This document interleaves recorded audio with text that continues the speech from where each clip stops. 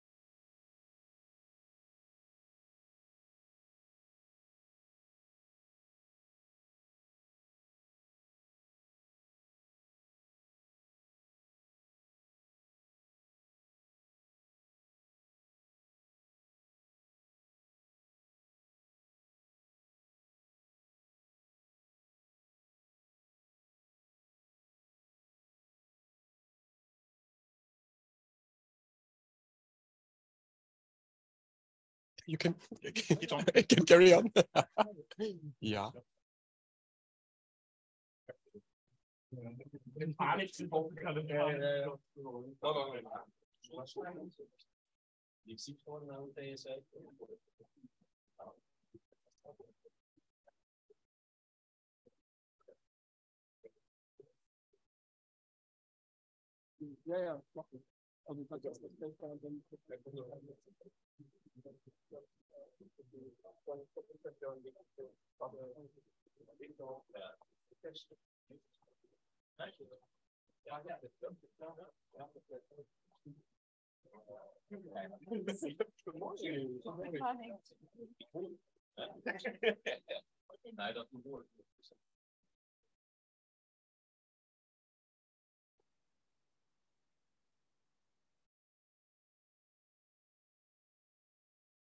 Well, good morning, ladies and gentlemen. I'm delighted to see you again on our last day.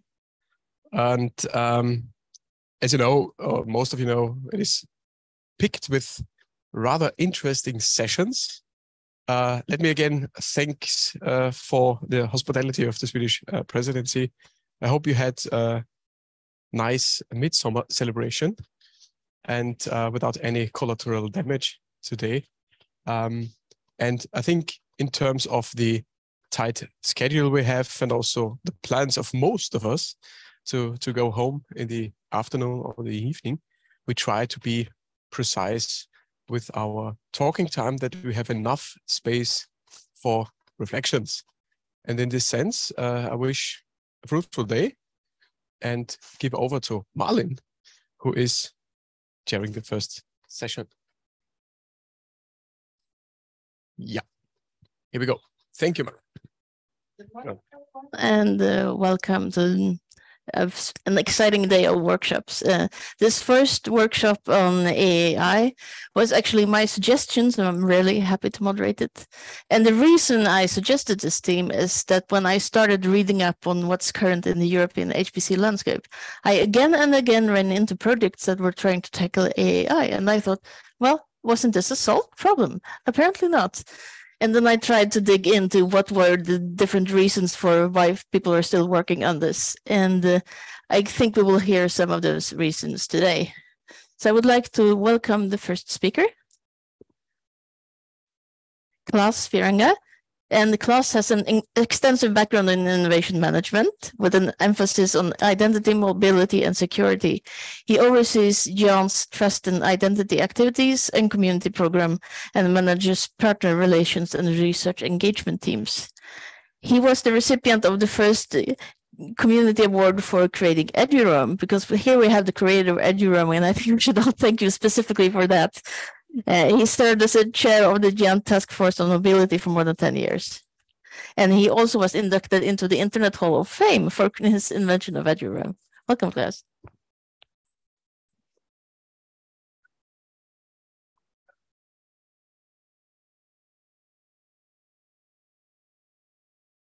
Okay, I can say good morning in any case. No good morning for the people in the Zoom room. They are there? Okay. Don't take this away from my 15 minutes.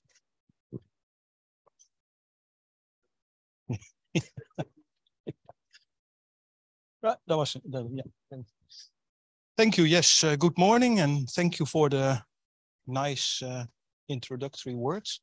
I want to take you in this first short presentation a little bit back to memory lane, and I do that for a reason, not to reminisce about the past, but because I think there is some important lesson to be taken from that.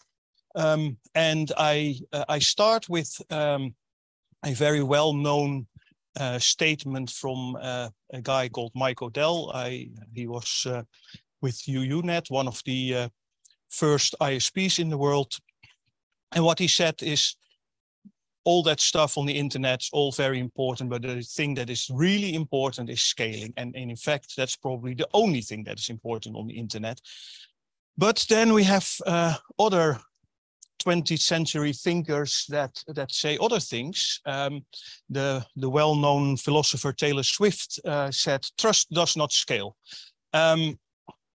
I couldn't resist. I was Googling for the origin of this expression. It is a well-known statement, trust doesn't scale. And the very first Google hit was Taylor Swift that said that in an interview.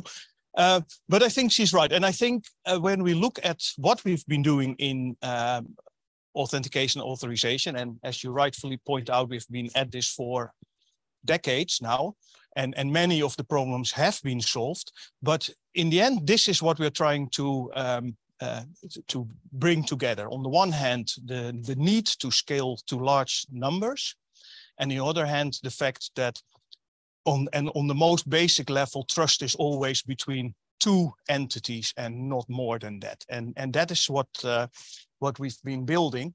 And we have been working at that since, well, I started working at SURFnet back in the days in 1995. That is roughly when we started thinking about these things. This is when universities started to have identity management systems, and we had some crazy ideas how they could be brought together. And this is when the first identity federations operated by the National Research and Education Network started to appear. Behind these symbols is of course that whole landscape of universities, research institutions, etc. So all nice. However, also there we encountered some kind of fundamental issues. Partly inspired by the, at that time, emerging success of Eduroam, we started thinking, wouldn't it be nice if we could do a similar thing also in the application space? And we were at that time mostly talking about web applications. So around 2002, with the Géant 2 project, there was a service activity that looked at essentially providing a very thin glue layer that would glue the identity federations together, and that would allow a user from one of the federations to access a resource in another federation. And as you can see here, EduGain has been pretty successful. Not yet to the levels that Eduroam is successful, but it's also because it's a way more complicated service. Eduroam is super simple. You authenticate, you're on the network, that's it.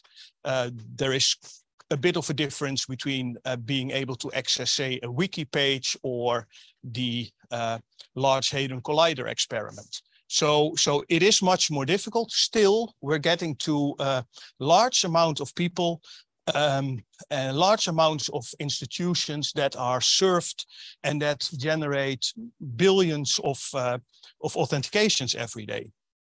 So why was this not enough? Why were 2010, let's say?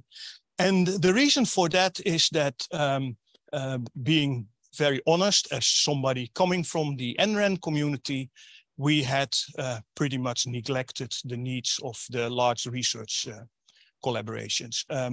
We were always thinking in this nice frame of, you have Géant, well, not yet at that time, but what is now Géant.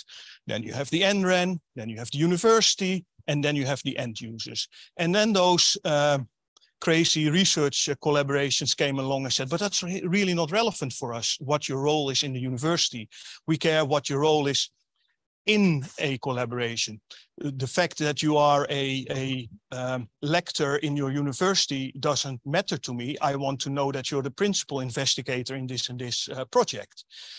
And that led to kind of two parallel projects, one undertaken by Terrena, one of the predecessors of Géant, and one by a group of mostly high energy physics people that published roughly at the same time two important document. One on the top right, the FIM4R paper, Federated Identity Management for Research, and the other, the AAA study.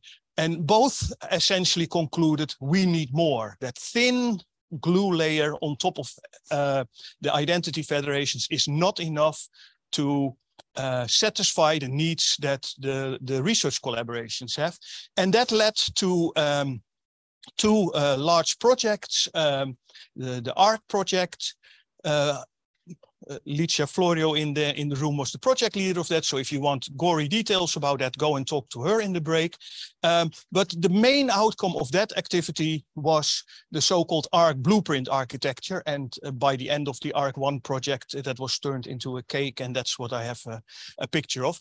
And what the ARC blueprint architecture did was precisely what I just described. It allows you to define what those that remember the grid days would call a virtual organization. You could establish a body that was spanning multiple organizations, multiple countries, and that allowed you to express authorization. What can a user do? What can a user not do? Based on their membership of that collaboration. And this led to maybe a bit presumptuous, but the second boom of identity management in the NREN community led to a lot of activities for different organizations.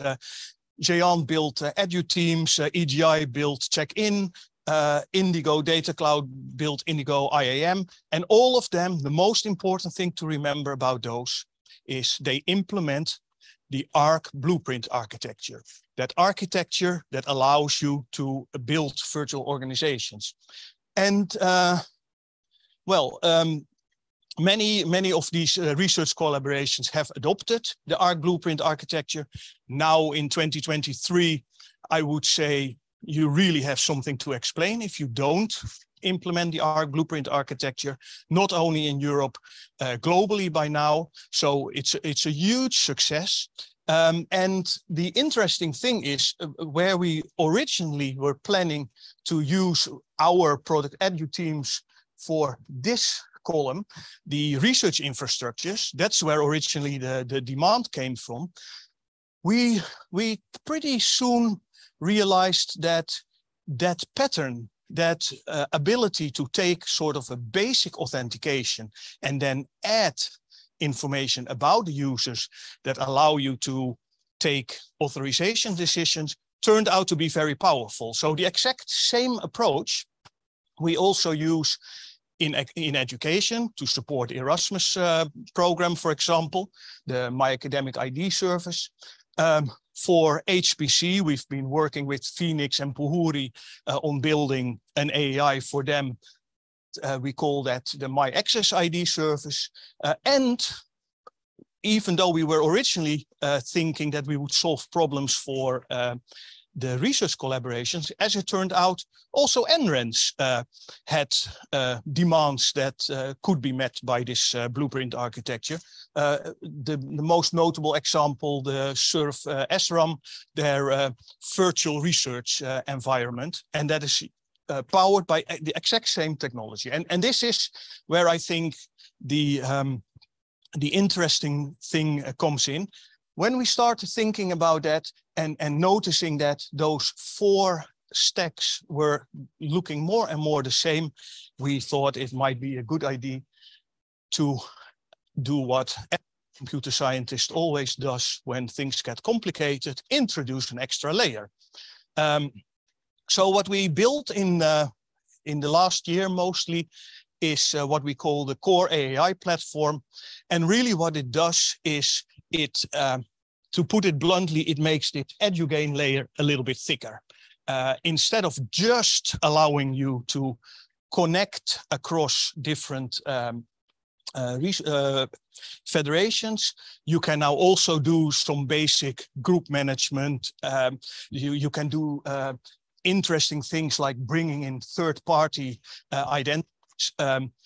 Everyone that works in a research collaboration knows that, unfortunately, not 100% of your users does have an EduGain account. So you do want to be able to bring in things, ORCID identities, or even Google identities. The thing that we add is that we augment that with an sort of a stamp of approval, so that the actual authentication is only one part of it. It's the rest that makes it a trustworthy identity. And of course, the emerging European electronic IDs that are starting to become useful. And I should say one more thing on this.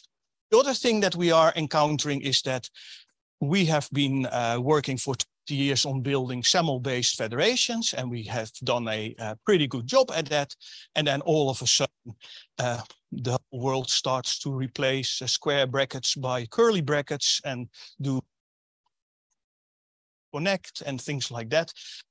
And the nice thing about having this layer in between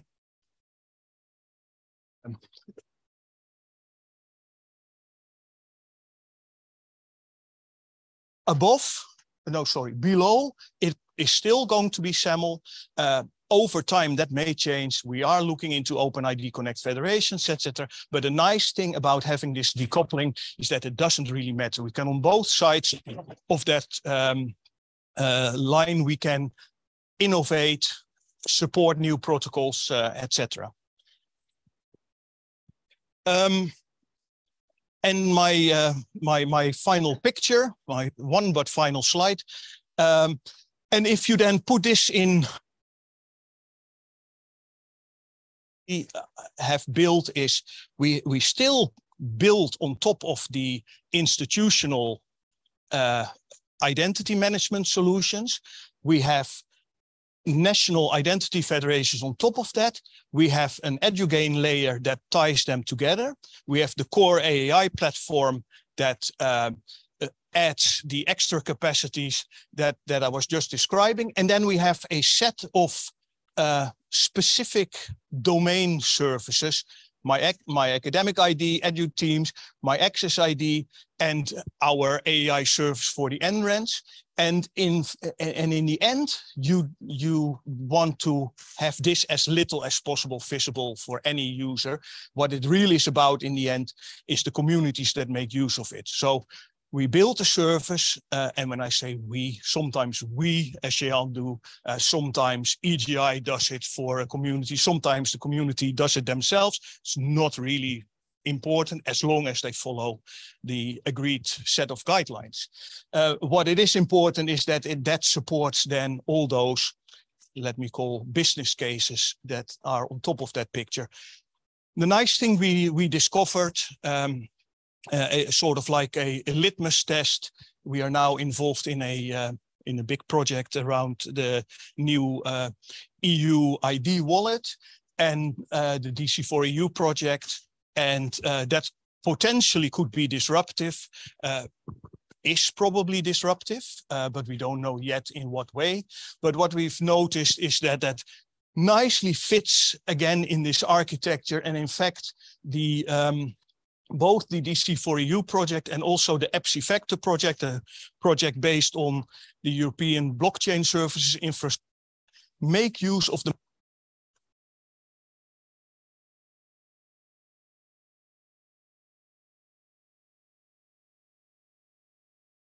are really struggling to get this going because we have this existing trust infrastructure.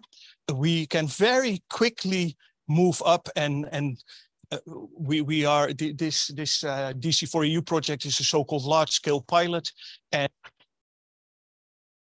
large-scale pilots, they talk about hundreds of users. We talk easily about hundreds of thousands of users that can use it, and that I think that's a testament to that we basically, as a community, did a pretty good job at making this happen, regardless of the fact that we are not done yet.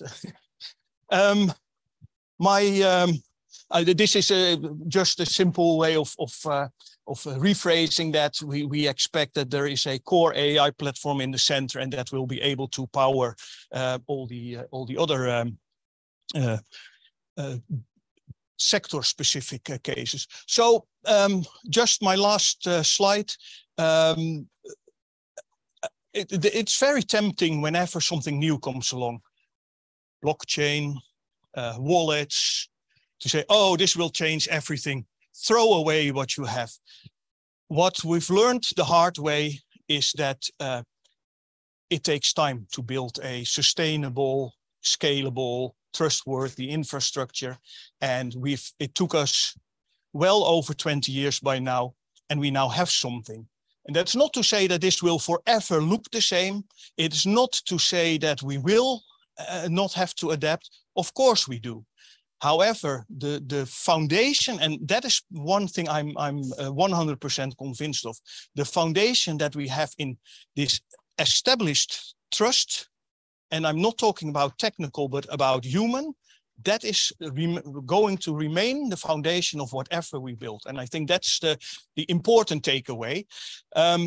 It is scalable, it does work, every day it's used, and because of taking this blueprint architecture approach, we are not saying you only can use our stuff.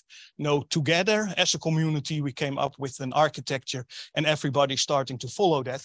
But if I make one play for us as Geant, then I would urge you to support our positioning of that core AI layer as a necessary extra layer on top of EduGain that will allow all the communities to very easily build an AI that is capable of supporting all the current and emerging use cases of the research infrastructures. And with that, I thank you.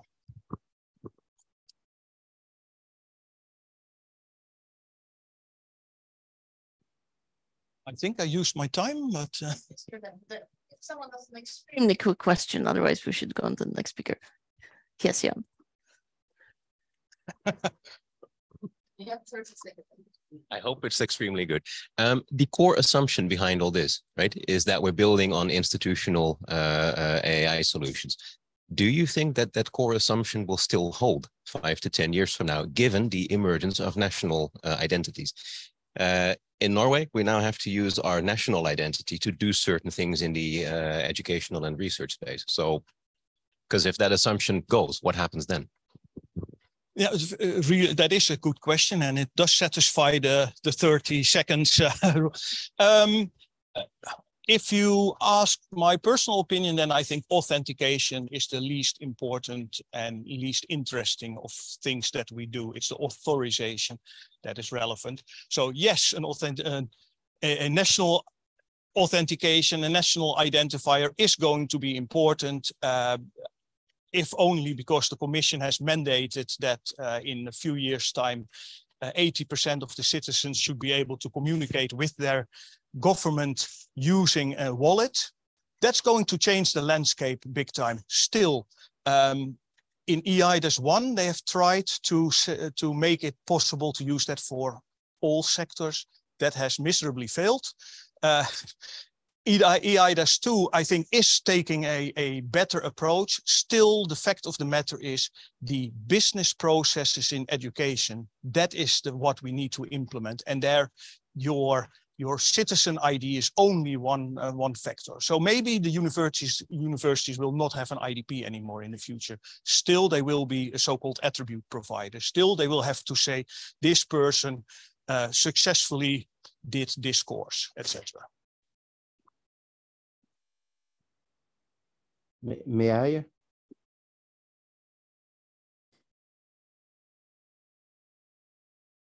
So I have another short question.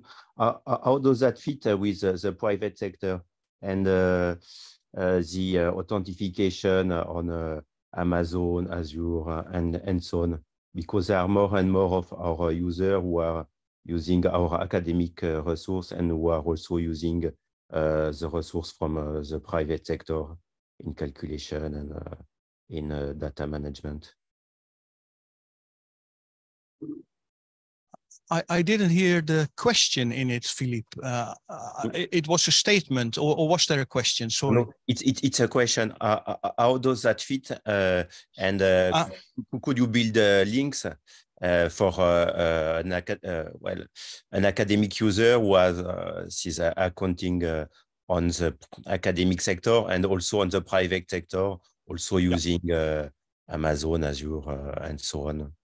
Absolutely, absolutely. The whole architecture is completely agnostic to that. What you need to remember is that ultimately in this whole architecture, ultimately the owner of the resource has full say in who gets to use their resource. The only thing we will do is we will bring you the identity, we will bring you some information about the identities, but then it's up to you as a resource owner to say what can they then use. And we don't really care if that's AWS or Azure or whatever else. That's really beyond our span of control. Okay, thank you. More questions, please save them to the end, to the panel. So I will introduce to you our next speaker is Valeria Ardisone, is a solution architect at EGI Foundation with particular attention to just AAI. And her responsibilities today include managing strategy and roadmap of EGI's identity and access management services. She's also a member of the AAI EOSC A task force and the Gaia X identity and access management working group. Valeria, please. Hello everyone, and thanks for inviting me to participate and contribute to that meeting. So in this presentation, I would like to describe EGI activity within the EOSC action and its contribution to its expected outcomes. So in particular, I would like to start to describe the EGI ACE, that was an EGI latest flagship project between the last 2 years. We launched this endeavor in turbulent times, so during physical meetings restriction due to COVID, and later during limitation on open science and also supply chains due to the war in Ukraine. And still EGI ACE not only succeeded in its activity and achieved its objective, but become one of the shining stars of the European Open Science Cloud project landscape. The mission of this project, coordinated by EGI Foundation, is to empower researchers from all disciplines to collaborate in data and compute-intensive research through a free point of use services. The project consortium has built on the expertise and assets of EGI Federation members, key research communities, data providers, and collaborating initiatives. EGI ACE has implemented the compute platform of the European Open Science Cloud and contributed to the EOSC Data Commons with the integrated computing platforms, data spaces, and tools aligned with the major European Cloud Federation projects and HPC initiatives. EGI ACE project delivered various services that ensure this efficient management of the EOSC compute platform. One of these is EGI Check-in, that is our identity and access management, EGI identity and access management, that is fully compliant on ARC blueprint architecture. So based on what have you see the class described before, you are aware about this, the blueprint, and it is the solution, the EGI solution that we have adopted in the context of that EGI ACE project in order to provide federated access to multiple heterogeneous service and service provider using different technologies. During the project, we reached the unprecedented scale of compute delivery across diverse sectors and scientific disciplines. We empowered a large ecosystems of thematic services and data spaces made for open science. And we have federated providers and users, supporters from over 30 countries. For providers, so these services ensure a simplified and seamless integration into compute platform. And our project not only brought EOSC to the next level, but also expanded the EGI Federation and EGI community with new members, new services, new partners, and also new users.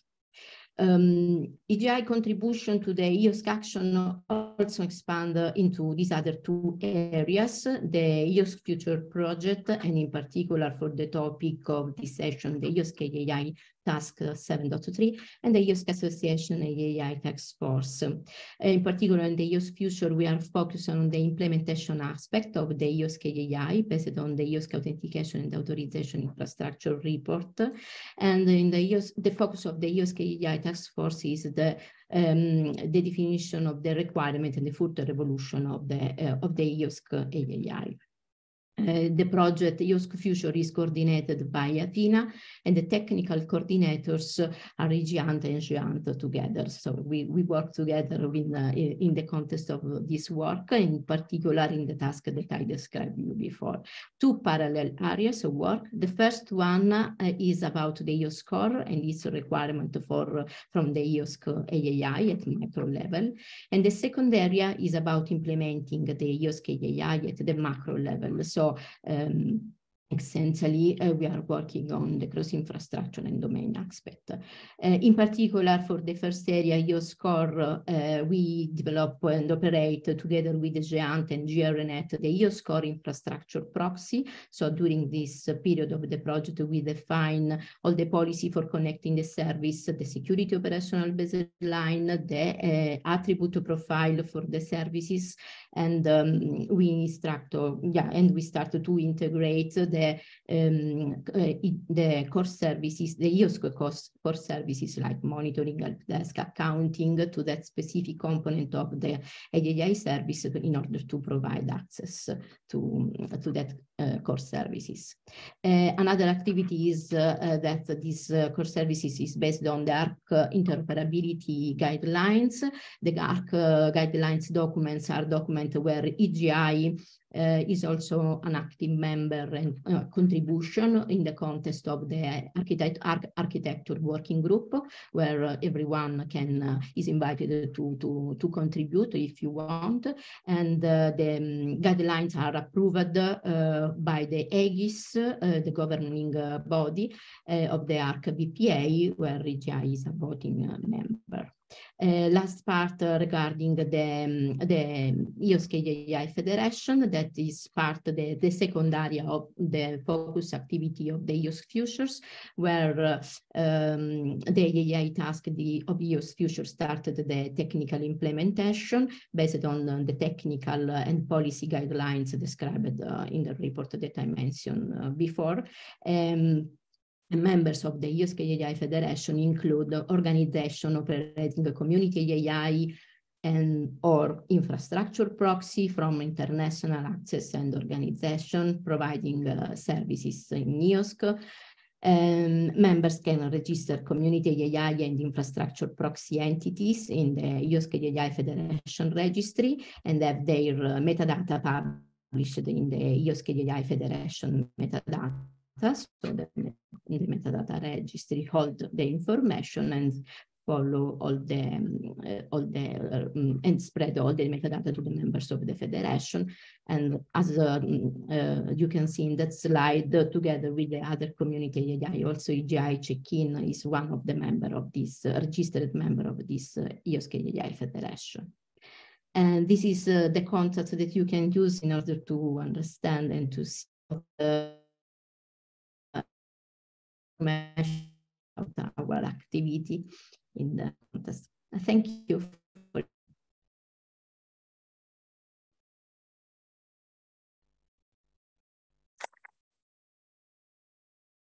I have warned that Valeria cannot participate in the panel, so if you have any questions for Valeria, you will need to ask them now.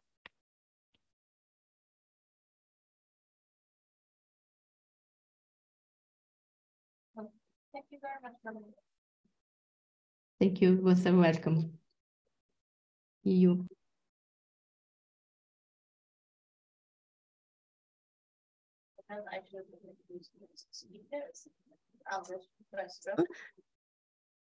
He's a project manager at the Lund University Supercomputing Facility Lunark, and he has been working there since 2008. He has been the national coordinator of advanced user support of SNIC, the Swedish National Infrastructure for Computing, and he is now the project manager for the NAIC Puhuri project, serving resources providers like HPC centers, supercomputers, and data centers. Before working in Puhuri, he was part of two other NAIC projects, Dellinger and EOSC Nordic. He's now working with the development of the Hanseatic Science Cloud. Anders? Thank you. First off, I must apologize for not being there in person, but I managed to catch COVID, so I hope that you appreciate that I stay at home. That said, what I'm going to talk about is the Puhuri project and the AI solutions within that. So, just to start off, the list you see here are the 20 happiest countries in the world as of the last year's list. And you would notice a correlation here that quite a few of them, 8 in fact, are using Puhuri. So there's a definite correlation there. In fact, we are also getting now Netherlands in, number 5 on that list. So 9 of 20 of the happiest countries in the world will be using Puhuri. There's something to be said for that. So what is Puhuri? It's a system to facilitate easy and efficient access to high-performance computing and related services throughout Europe. That's a mouthful, but that's basically what we are doing. We are doing this through the currently 5 services that we have implemented in Puhuri, which is the portal, which is what the allocators and the users see, the core, which keeps track of everything, the Puhuri AI, which is the main topic of this talk, the Puhuri statistics, and the Puhuri support. And you see the rationale for what we are trying to deliver in the list with the bulleted points there. So where is Puhuri? Well, we live between the organizations that allocate access to resources and the resource providers. Now, these two can also be the same organization, but we've divided it like this. Just as Claes mentioned that computer scientists, we always like to add layers when things get complicated. So that's exactly what we did. And we can provide also the ability so that country A or the research allocators in country A would be able to allocate on resources in, say, country B. This is something that we can provide and do. So who is behind Puhuri? Well, the project is run from Nordforsk, or rather NAIC, which is a part of Nordforsk. And we have project partners in Iceland, in Norway, Sweden, Finland, Estonia, and Denmark. So these are the core partners of the Puhuri project, building the Puhuri system. So what's the scope then? Well, as you see, I added a few more countries here, and this will be very apparent why I added these countries. So the scope is that we want to create a single system with multiple service owner that we will grant the unified allocation, project and user management system to. And within this, we have the authentication, the authorization, the identification, the resource allocations, the project management, statistics, user support, all of that, whatnot. So why Puhuri then? And now it's quite apparent why I had those countries in the previous slide. The dark blue countries here are the member countries of the LUMI consortium. And this is the reason why Puhuri started, because we need to service LUMI. LUMI is a multi-stakeholder system, 10 countries plus the EuroHPC-JU. And each of these stakeholders needs to be able to allocate on their portion of the system. In some instances, there may even be up to 8 different allocators within one country. One example is Denmark, for instance, that has 8. Also Belgium, I think they have 2 or 3, depending on how you count it. And all of these want to have their allocations being populating the allocation table, the grant file, as we are using Slurm on LUMI, making sure that they get their rightful portion of the allocation on the LUMI system. And also the reporting to each stakeholder must be done separately. So this is obviously quite complex. So then you ask, can anyone use an HPC system? And in principle, the EuroHPC systems are open to European users. Well, actually, we allow non-European users as well, but the project owners and the PIs should be European. They come from the academia, scientific parts or realm, and from the industry, and also from the public sector. The thing is that users from embargoed countries are not allowed to use these systems, because almost all of these systems are subject to dual use, the dual use legislation, which means that embargoed countries are not allowed to use the systems. And we've seen this, and now with the current political situation in the world means that we need to be sure that we do not allow embargoed countries or users who should not be able to access these systems, that they can't access it. So we need to know the users, and we need to know the users by their identity, the true identity. We need to know what access they are supposed to be having, what was their utilization of the system, what was the cost of that. We need to have a traceability as it is. And this is where the level of assurance is important. And I would actually disagree a bit with Claes in that the identification or the knowing who the users are is not important. I think this is very important, especially in the light of the previous slide. So how do we know who is who? Well, we are using MyAccessID, and you remember in the penultimate slide, I think it was from Claes, where you had this really nice structure. So this is a sort of vertical slice of that structure. So in the top, and we've turned it upside down just to confuse you. So on the top, we have all the identity providers, the national NRENs and their IDPs. And so, for instance, it's EduGain, it could be individual HPC sites, could be community platforms, or industrial and commercial sector. So through MyAccessID, we receive the identity information from the IDPs, and we connect these identities as service providers with the identities from the IDP. And that's done in the infrastructure service domain layer. We maintain a record of who can use what. And of course, we need a level of assurance information and the uniqueness information from the IDPs.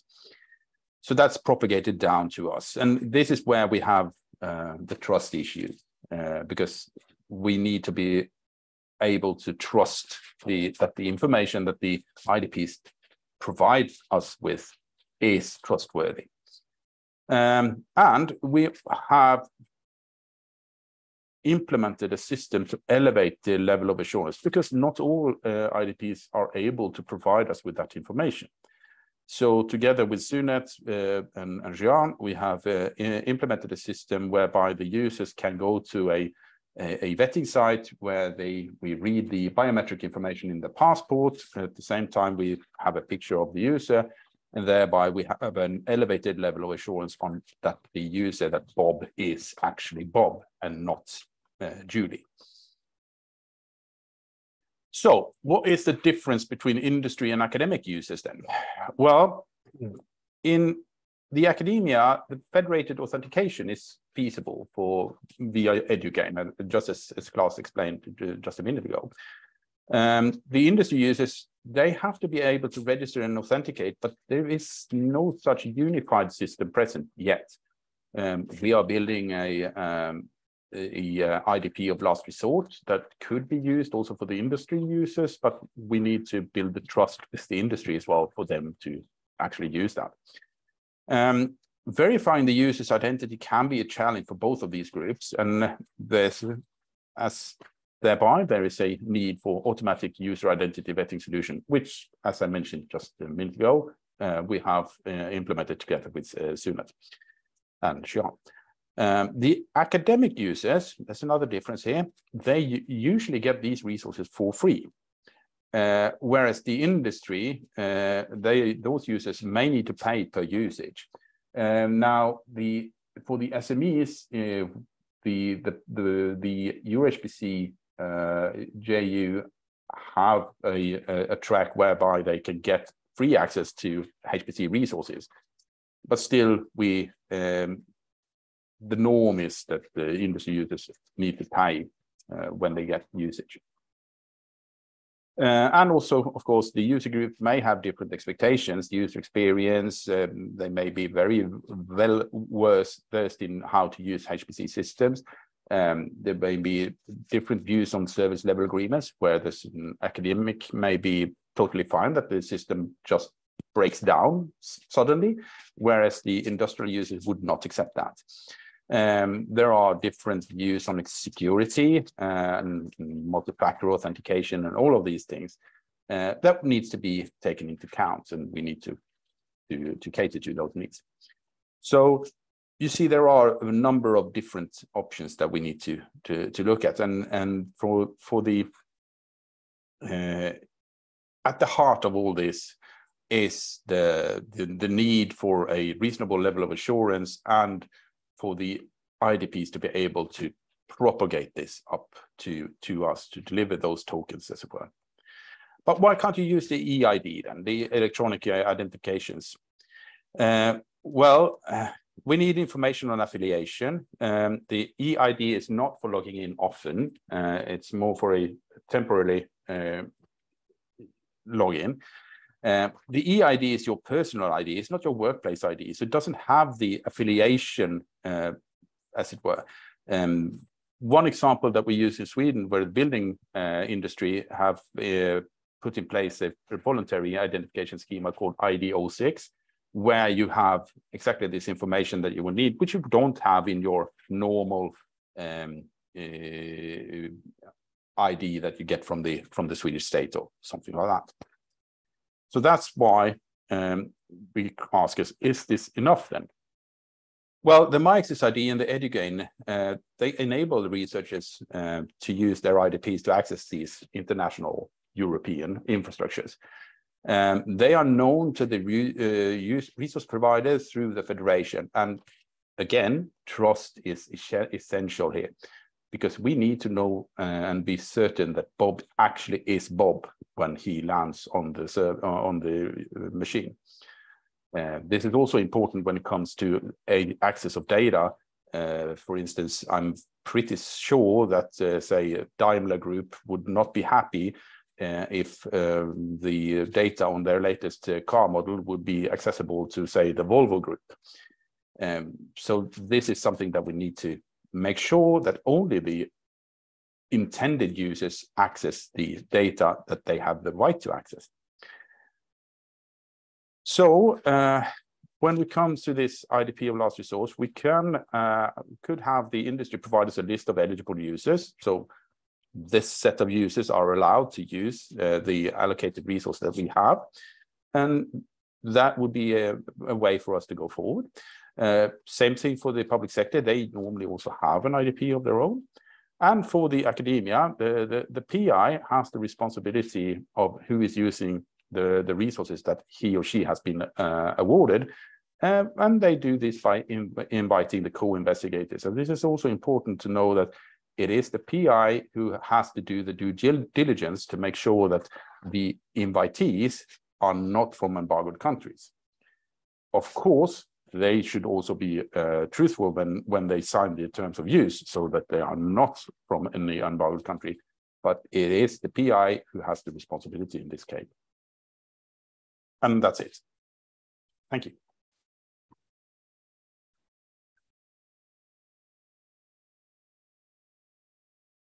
Thank you, Anders. Any questions, brief questions for Anders? Thank you. Just a brief question. Thank you, Anders, for this very convincing presentation. I want to point out or stick to one thing, to one complex.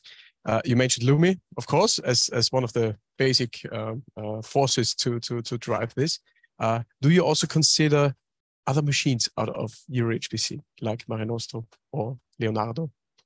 Well, Right now, the Mare Nostrum and I think also Leonardo, they are part of the Phoenix consortia, so they are catered to by Phoenix. Incidentally, LUMI is also part of Phoenix, but the needs that LUMI had weren't in place in that context at the time of when we started Puhuri, so that's why Puhuri exists. We are working together with Phoenix, and we are interoperable with them and getting more and more interoperable with them day by day. We have also added other resources on the back end of Puhuri, which are not EuroHPC resources. One example is the Riga Technical University compute facility there. But we also have things like the LumiQ, the quantum computer that's being installed in Czech Republic soon. And of course, together with Phoenix, we would very much like to bid for the procurement for the Federation of EuroHPC compute resources, because at the end of the day, what the JU decides to implement or buy as a solution for Federation of EuroHPC resources will be the thing that will be used throughout Europe.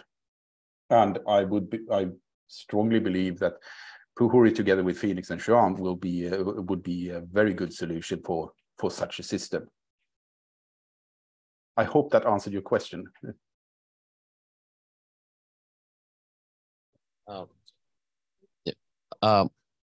Hello. Yes. You mentioned all the characteristics of Puhuri. Now, all these are well known. They've been worked upon in the previous years. They're classical. What would you say is the most innovative characteristic that your system is offering anew that previous systems have not been able to afford? Let me be sort of a bit cheeky here, but the difference here with what Puhuri provides is that this actually works. We have proven it works for a very large number of allocating bodies. We have a very large number of users who have been applying for resources. We have been providing this service for almost soonish 2 years now. And it is actually working. And people also feel that this is a very, very simple system for them. So it's very convenient for the users and for the resource providers. So that is what I would say is the characteristic that sets Puhuri aside, the ease of use and that it actually proven works. I'm not saying that others don't work, but I'm saying that this works very well.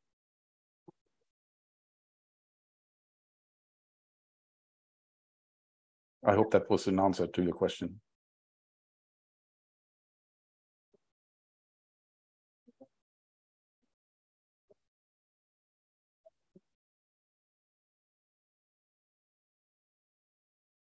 Next speaker is and he's the Chief Technical Officer of GaiaX. And he's been working in the IT industry for a long time in embedded real-time systems and signal processing and machine learning and video compression. But he is now working with GaiaX and has already been contributing to the development of GaiaX for some months. And he was involved in the development of the first GaiaX prototypes and chairs the GaiaX Technical Committee. Welcome, Pierre. Thank you very much. And I've learned some quite interesting things from my colleagues presenting before. The first thing I will start with will be why are we doing that? And there is this notion for AI, and we know that when we use AI, that's usually for improving our services. And we have this notion pushed by the European Commission about data spaces. There has been several definitions of what could be data spaces, and I will give at least, if I don't give an answer of what is data spaces, I will at least give the ingredients that are required to build one. You need to have a governance, you need to have infrastructure, because data doesn't flow on rainbows, and you need to have parties willing to play along the rules of the governance and use this infrastructure. However, we've seen that there are some opportunities to solve. Data spaces is a maybe new term that exists since like 5-6 years, but this is not something new in itself. There are thousands of existing so-called setup that could qualify as data spaces. However, they are not discoverable. Their governance and their infrastructure usually are not interoperable, or they are very hard to assess. And the scaling is expensive. I mean, I will talk about and I will comment on the previous proposal that is made, but we've seen that scaling federation of IDP is hard and expensive. And we've seen that there are many fragmentation happening now. So the proposal to solve those issues is that we offer what we call a federated catalogs for services and products, because the first thing that people ask, or our members ask, is, I would like to improve the services for my cars. I would like to improve my services for my crops, for the farming. Where do I find the data? And the second thing is, if you look, for example, at the full line of product of services that exist, they are usually starting outside of Europe and ending outside of Europe. So how do we build a common governance for end-to-end exchange? So that's what we want to do. In terms of model, they are documented inside the GAIX architecture, so I will not go through them once. I will just highlight one thing, that we build the model based on the NIST paper of the 3 planes that exist. So the 3 planes that we usually have, and you will find in pretty much every architecture, is you have something that we call the trust or the governance. Then you have the data space, that's usually the business side. And then you have the federation for the infrastructure. And well, you need to have interaction between them. What GAIX proposes is to use linked data, and I will comment more on that later, that we encapsulate inside verifiable credentials. And that's enabling us to have a decentralized knowledge graph. And then we can do reasoning on that knowledge graph. And this is not like just fantasy of research project. All the specification, all the technology that we use, the protocols, are already out there. Some of them, yes, I will admit, are a bit new, but there are also initiatives that are using them in production right now. For example, linked data. Well, I'm assuming that you all knows about Google search engine. That's based on linked data. I mean, they are ECO models. That's linked data, and that has been very successful company, if I can tell. So linked data, stable. Verifiable credentials. You have different initiatives in the world of using verifiable credentials. You have 2 big families, the one from Hyperledgers, the one from the W3C. We went from the one from the W3C, but the properties of verifiable credentials is also something known. For the one that are a bit familiar from peer-to-peer file sharing, Camdelia network for DHT is something that has been stable and running for now more than 21 years, very successfully, and is still running right now. So being able to lean on a technology and a protocol that has been up and running for 21 years, I think that it's a safe bet. Part of the new or ongoing work, that's mostly on the reasoning on the graph, because that's working, that's working. The hard part is here, the reasoning on that. And why are we doing that? Because we talk about AI. So when we talk about AI, that's usually for data exchange. Data exchange, we see data, you have AI as a black box, and you have values. Great. That's not how usually that works. You have many steps in between for preparing the data, augmenting it, verifying it, cleaning it, normalizing, and so on and so on. And then even if you have your model at the end, and when I'm talking about model, I'm not talking about something fancy like deep learning or generative GAN. It's just like machine learning, basic classification, regression might work also. And then you have your value. Even the value, you need to also have services and companies that will provide you that. So when you, this pipeline doesn't have to be provided by one company. In fact, this pipeline, for every other small boxes, that could be in a one-on-one relation between companies. And for each of those, for example, building blocks, you could zoom in and see that each of those steps, you need to have identity, a data protocol on how to exchange that, the policy negotiation, the traceability, the discoverability, and so on and so on and so on. So how do you trust that? We've used the word trust a lot, and someone said something at the very beginning that trust is between two parties, and I fully agree and align on that. We've seen also in the market, trusted cloud and some competition saying that I'm more trusted than you, or I'm more trustworthy than you. But the fact is that you cannot buy trust. Trust is a decision that you will have to make. The only thing that you can provide is more information on how you can educate, ease the decision from the party to accept, to take a risk. Because basically trust is a risk assessment. And we, again, don't have to reinvent the wheel. I mean, the model is very simple. Link data is something that is out there. It's how you can build a knowledge graph. By the way, the picture that you see in the background, which is a bit transparent, this is not like some fancy image I took. That's the GAIX knowledge graph for our model that we use.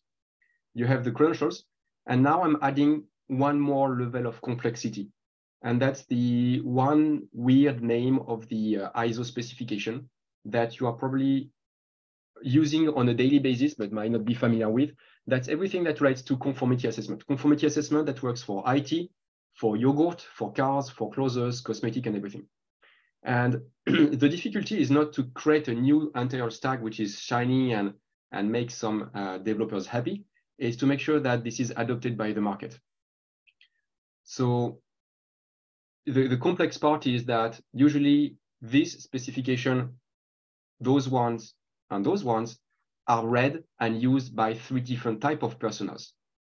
And the conformity assessment personas, people, are usually not very interested by knowing exactly how the JWT token is being formatted, nor what is a context or an ontology. So we need to make them work together. And that's where we see that we can make some the outcome of that work is then very beneficial. So I will just use 2 slides to zoom a bit on these 2 bottom blocks. Casco, that's for the conformity assessment. And there are 3 main boxes that are relevant. Who is performing the assessment? Something that we call sometimes the CAB, the conformity assessment body. To give you some name, that could be, for example, Bureau Veritas, Ernst & Young, Price Cooper, TÜV in Germany. Those are the entities that are well known to be CABs, conformity assessment body. Then you have the criteria and how those assessments are being done. And then you have the object of the assessment. An IT services, a data product, a car, clothes, yogurt, whatever, food, and so on. So that's well known, and that's not new. That has been existing for some time now. The second one is about verifiable credentials. Again, that's something that now is in the mind of some more and more people. You have the notion of an issuer that issues a credential, a signed claim, cryptographically signed claims to a holder. The holder is able to present those signed claims to a verifier, and the verifier is able to trust that the holder is legit because there is this common VDR, verifiable data registry, in the middle that maintains identifier and schemas. And so again, this is not invented, this is existing ones. The innovation or the interesting, the challenge is how do we map them? So how do we map this Casco certification, conformity assessment word with the verifiable credentials? Well, we can take some scenarios and try to make the alignment on the terms. And you see that here, for example, we have sometimes misunderstanding of, we need clarity to avoid the misunderstanding, because on the Casco terms, we have 2 names for 2 different scenarios. And here we have the same name again for 2 different scenarios. So on the Casco one, on the certification, we have the object of the certification. On the verifiable credentials, we have a subject and then the issuer. And that brings me now to an introduction of the issuer. The issuer is the one that cryptographically signs the claim that has been followed by a proper conformity assessment scheme and so on and so on. And we've talked about identity before. Federating the IDPs. So by IDPs, I mean OpenID Connect or SAML, Active Directory. It's not working. And I've seen since a few years, even before in my career, even before GaiaX, the notion of mine is bigger, federate with me because I'm the bigger federation. And on the other side of this spectrum, we have the GPG parties that we had in the 90s, and that's still ongoing. Like you go physically and exchange keys because you have not a common KYC, KYB process. So basically, you need to physically meet people. And this is, again, not scaling. So what we've come up with is this hybrid model until we have eIDAS v2, for example, that was mentioned before, where we can, technically speaking, use a DID document. That's the technical interpretation, the technical realization of the in the SSI self-sovereign identity world, and we can link the keys and the cryptographic material from this traditional world of PEM and X509 certificate with the SSI world. So we can benefit from KYB process and still be able to have this more decentralized world of exchanging keys and cryptographic materials to not fall into the trap of federate with me because I'm the biggest federation. The last thing that we need to do now is we have this mapping between the traditional world of conformity, verifiable credentials, well-known CABs with top-down hierarchy of certificate authority, intermediate leaves, and SSI world. The last one is how do we attach policies? How do we know that someone is able to do something?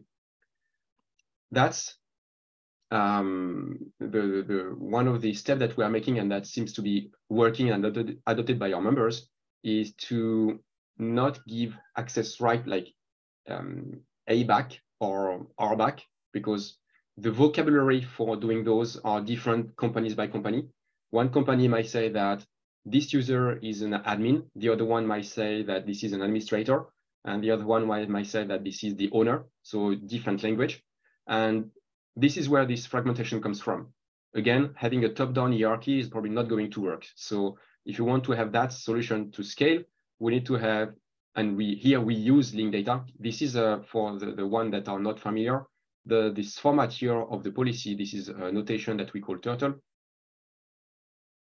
Turtle, this is just a way to serialize RDF information, and RDF can also be expressed in JSON file. So the thing that is here, that's also, for example, an XML or JSON file. That's the same. The important part is that you express things using link data again, and then you are able to compute to make reasoning on what do I have access to, where am I, the KYB process, and state of accepted standard from the industry on conformity assessment. So why were we talking about that? It was for AI, but AI is not different than exchanging data.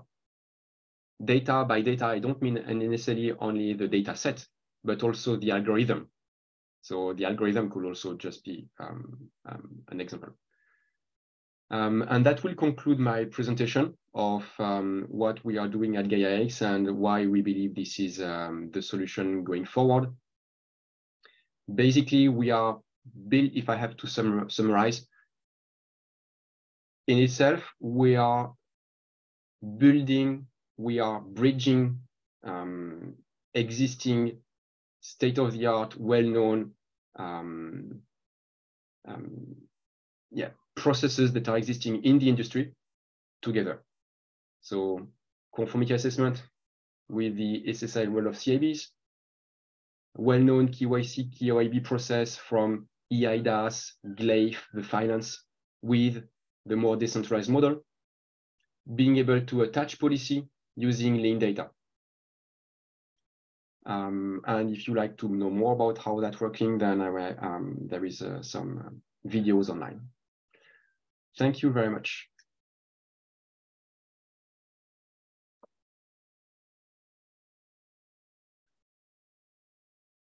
Thank you, Pierre. Any questions for Pierre?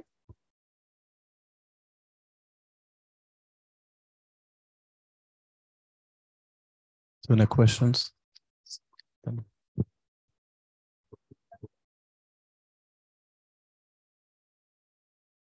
Next speaker is Ludwig Batista, is the co-professor at Vassar University and the senior researcher at CESNET. He leads the CERT Scientific Cloud, which is a national center dedicated to promoting and building national cloud and integrated grid cloud infrastructures. He's a member of the board of directors of the National Research E-Infrastructure eInfraset. Since 2021, he has also been the chair of the Elixir board and the Czech scientific representative in the Elixir board. He served at the EOSC Association and is involved in planning EOSC implementation in Czechia. Just finalizing the presentation. Just in time delivery. Okay, thank you for the opportunity to speak here. And in fact, I decided, because I kind of expected what the speakers, the previous speaker in this session will tell about the technology and everything. I decided to move to use a slightly different approach and to show you kind of a road of how we got to the LS login and what kind of things and decisions we took during this process. And this is an example of the community AAI, which was also included in class presentation. And in fact, there are some things. So I am now expected to speak about the life science logging, but I will start with Elixir AAI. And I will start, in fact, a decade ago, or even more than a decade ago, when the recognition that AAI is something which is crucial, and that it is the way that is a key stone for actually allowing collaboration across countries, across institutions, and that we need a common identity came decades ago. And approximately a decade ago, Elixir itself, which is a large research infrastructure dedicated to the life science and especially to, say, working with the bio and genetics information, found out that there is no solution for it. And I would agree with one of my speakers before that one of the major real advantage of this system is that they exist and that they are usable, that they are not just pilots. So around 2012, the Elixir decided that they need an AI, that they need working AI, and there is no such thing. There are a lot and lot of pilots, lot and lot of nice things, but there's no such thing which they can rely on and actually build the whole ecosystem around. So at that time, the Elixir also decided that there are two nodes, the Czech node and the Finnish node, who had the experience within the Elixir ecosystem to actually bring this forward. And one of the nice things was that this position was never challenged in the last 10 years. So it was already accepted and then worked on, which really left much of the pain which we had seen elsewhere out of the picture. So here is just the history in dates. We started with use case gathering in 2014. Then in 2016, we actually, 2 years later, we actually released the first production Elixir AI. Until spring 22, we actually ran and operated this service for the whole Elixir community. We gradually included new features, we gradually included new things, but in spring 2022, we decided around 2019, but in spring 2022, it really happened. We moved from Elixir AI to the Life Science AI and Life Science login. And one of the important things there was that while Elixir AI was completely taken care of by us, I mean the Finnish and Czech nodes within Elixir, for the LS Life Science AI and Life Science login, we tried and did to some extent very successfully with some glitches.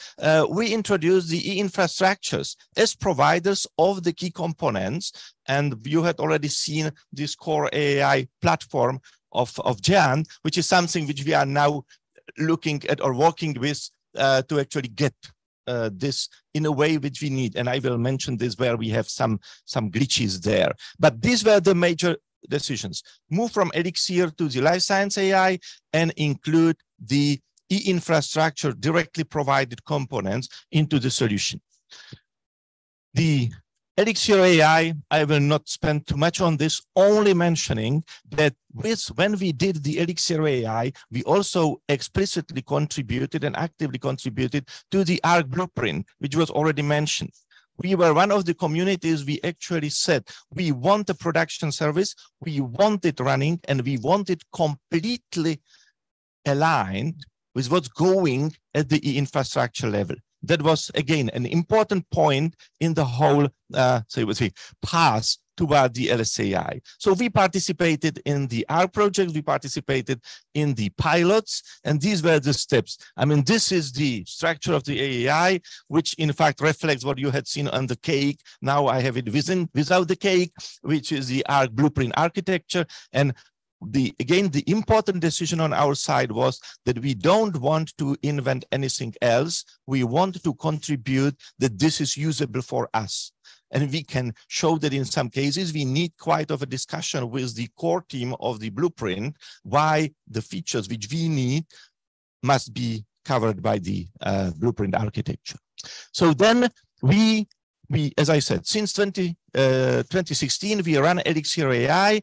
We were able to provide it for the other research infrastructures. We provided a clone of the Elixir AI for the BBMRI research infrastructures. The Bioimaging completely adopted Elixir AI. We had more than 9,000 users. We have quite a lot of services. So why we moved ahead? And the problem was, I mean, one of the problems was with branding. We discovered, you had seen it with BBMRI AI, fully inspired by Elixir AI, but BBMRI and other large research infrastructures, for them, it was quite a difficult step to accept a service provided by some other large research infrastructure. So we had to find a neutral branding, which covers all of them, which was the life science one. And because at the same time, the large research infrastructures where the life science oriented research were within the EOS Clive cluster, all 13 of them were there. It was kind of an easy. They also created this logo of the life science research infrastructures. They created a lightweight consortium. So it was really a way forward to say, okay, and as this large consortium of these 13 research infrastructures, we are providing this kind of a service. So that was the goal, our goal within this project. And that was also how to deal with the branding and making a service which is acceptable for everyone, and also to work on the long-term sustainability. Because naturally, one of the problems which we are facing is that when a pilot is successful, we know how to fund a pilot within our research environment. But when the pilot is successful and we need a production service, oh, we have a problem. And we also always have a problem with success. And here we needed to go beyond that because we wanted to expand it to more users. So at this moment, the LS login is in fact the front end to the life science AI, is the universal production quality service. So this is something which we are now operating, which we are since 2022, the spring 2022 do. And we actually took over the Elixir AI, and what we did in the first few years, moving from Elixir to the life science, we had to expand the scope. Because being within one research infrastructures, you are legally covered by the consortium agreement of such a research infrastructure. But moving beyond, now many things which were easy earlier, like GDPR-related stuff, like things which are understood within one community, are now not completely well semantically understood when you go beyond. The clustering helped, but still, we spend more than 2 years to actually find the answer to all these solutions. Who is the data controller for the data stored within the life science AI? How we deal with who is responsible for the cybersecurity stuff and everything, which within one research infrastructure was simple.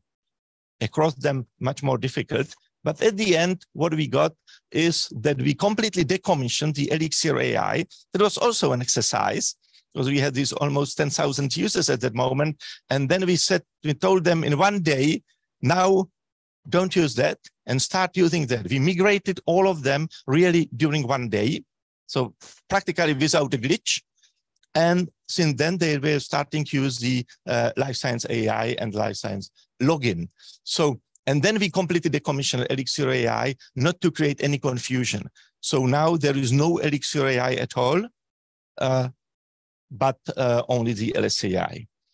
And then a year later, in May 2023, so just months ago, we migrated completely the BBMR AI. So exactly what we expected to happen, that those who can't accept the Elixir AI for branding reasons will be able to accept the LSAI here. And actually the others like Eurobioimaging who did use Elixir AI, they were just taken on the way. So here we moved from the Elixir login to the life science login. The current state is that it helped us to actually increase the number of users. We have around 17,000 now instead of the 9,000 a year ago when we had only the Elixir AI. We have full migration. Even the Instruct, which is another large research infrastructure, is using LSAI. We are not migrating their users for the legacy reason because it is much more complicated for them, but still, with that, you can access them. And we have quite a few projects, even important like genomic data infrastructure, who are, and a lot of these trusted research environment projects which were submitted in March, were relying on the LSAI as the primary community AI for them. Here, there are the two snapshots. This is the identity providers which we are using, which interesting stuff is how many of our users are actually using ORCID. And the things which you have heard from the Puhuri and previous things about the identity vetting are exactly the same for us. And we are doing these things. I mean, you can find them on the webpage. This is public information class. And I will have, this is the service providers. So you see the negotiator, this is a current snapshot, and the negotiator is part of the BBMRI ecosystem, and this is the way how they are getting there. So you see the negotiator, Eurobioimaging, and then Denby, which is the Elixir, the major service providers for the or used, which are using the LSAI. So going to the last two slides, the future vision. What we have is the LSAI. We created a running service. We were even able to migrate the old service and completely change the name, even change the content, because I didn't emphasize this too much, but the point to use the EGI and Gian provided component within the life science AI also taught a lot about how to do this kind of a collaboration. And this is something which is still evolving. But for the future vision, we need a sustainable, stable operation at the technical, at the governance, and at the financial level. And we have answers for the midterm, for the next 5 years for that, but we are still working also within the research, life science research infrastructure consortium, how to actually do this in the future. For example, we are now currently thinking about some kind of external advisory board for the LSAI governance, because currently it's provided by the Masaryk University in Czechia, but we would like to involve more actively the other research infrastructures in, and this is the way which we are now, say, considering. It is not yet really put on the table. Financial science, there was already said today, very important thing is trust building. The people, and the trust is not only trust that the production is running, that it is not, say, mingled with by the operators, but that it will also exist for the long time. Because the AAI is something which you have as the first interaction with the user, and you don't want to expose your users to frequent changes of the interface. Even going from the Elixir to LS login, we had to work with quite a few of the service providers to explain them why this is in their benefit. And naturally, then we have a huge ball with the users. We will now focusing on the authorization support. Again, we hope to be able to use the eIDAS, the government issued identities, for the identity vetting. But the problems with that in the whole scope were already presented by the other speakers in this session. But the most important thing is how we will deal with these attributes. And again, we currently are using GA4GH, which is the Alliance for the Human Genome, the global one, passports and visas, which are more or less just a specific case for the wallets, for the ID wallets. And this is the world where we want to go to actually not only use the identity vetting, but to use the ID wallets to provide the attribute information, to keep the attribute information, which will be more taken care of by the user or us on behalf directly of the user, which solves some of the GDPR related stuff. And this is the way forward, which we are now currently investigating with the passports and with some trials there. So what we would like to have, the vision is that the Elixir, the Life Science AI and the Life Science Login is the innovative exemplar of the EOS community AI connected to the EOS AI. And one thing which we discovered, and this will be my last slide, that we discovered that even if we have parts of the solution provided by the e-infrastructures, and we would like to use as much as possible this core AI platform which Klaas presented, we have a problem with the innovation.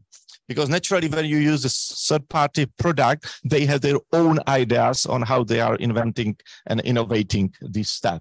So this is something which we are now in a discussion, especially with Jan, and Klaas knows that I will have to speak with him during the coffee break exactly on this subject, because this is important part. We want to reuse the work of the others, not to reinvent everything ourselves and rely on the others. However, we also need to have a proper understanding how to do the innovative work, which may have a negative impact on the shared core, even in such a setup. And this is something which we are now learning, I would say, together with Jan, how to actually do it. So the summary is we have LS Login. It is used by the life science community. It is used by quite few of the 13 life science large research infrastructures, practically by all of them who are in need of the working AI infrastructure. The others are having just small things, and we are pushing this. We are building a trust, and one part of the trust is long-term sustainability in all aspects. And this is something which we have to take into account when we are really pushing forward the production AI. We are trying to continue the collaboration with the e-infrastructures because, as I said, we don't want to reinvent the wheel, and we would like to contribute to the next generation of the blueprints, which will be coming. And the interesting challenges relates to the authorization, the fully adoption of eIDAS environment, and that's it. Thank you very much.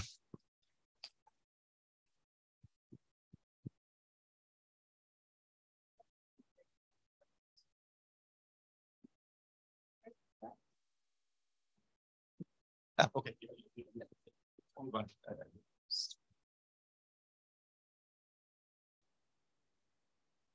Thank you. Ludek. Oh, okay. Thank you. Just a question on your slide where you mentioned that part of your authentication is done by visa and passports. And I assume that is for participants coming from countries where electronic IDs are maybe not yet developed by their governments. But my question is in general, how do we continue to have global cooperation in global virtual laboratories and the like, if increasingly we have to follow European eID, which excludes potentially global partners where governments are maybe not as far developed?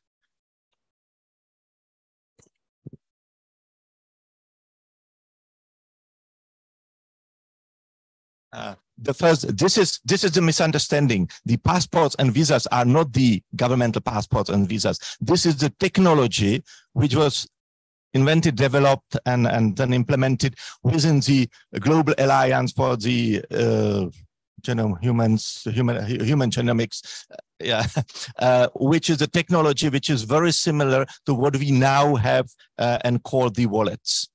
And at this moment, we are using that because it's a little bit more mature, and it also is much better known within our own environment. I mean, the life science research environment. So, and then the other, I think that it's technically, it is not because we try to, and I think that we have seen it in the previous speakers as well, that we all try to rely as much as possible within Europe on the identity vetting, which will be provided through eIDAS and through eID, because this is the simplest way for us, because then it's somebody else and somebody who is trusted by the government to do all the due diligence to checking that the identity matches a person. This doesn't exclude the use of other identity vetting mechanisms.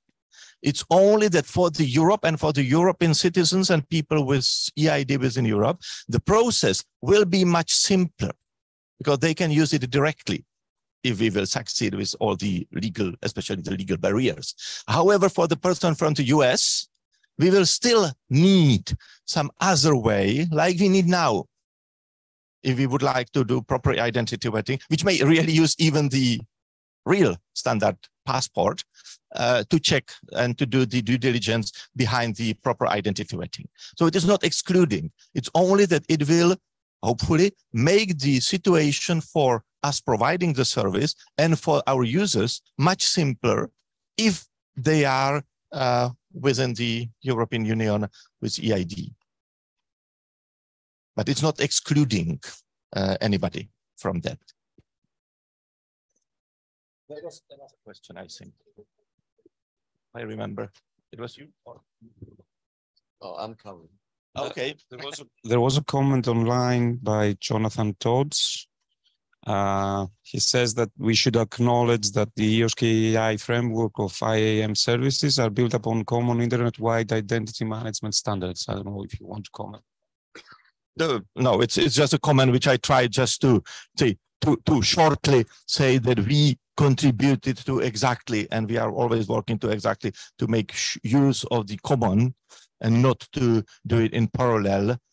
But at this moment, we face a problem that we need to do, like we did when the ARC was already just didn't exist, the ARC blueprint, that we came out with new requirements which came from the community, like what was in Puhuri presented, people from the industry.